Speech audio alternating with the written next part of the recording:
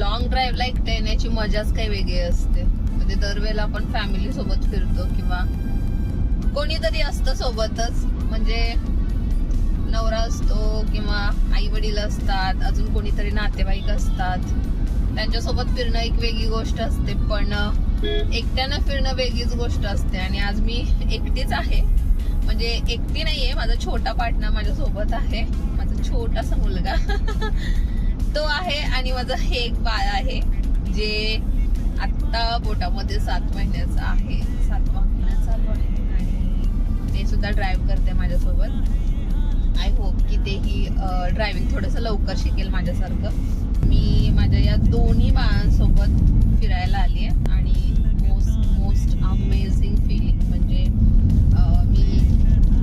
मी शब्दात व्यक्त नाही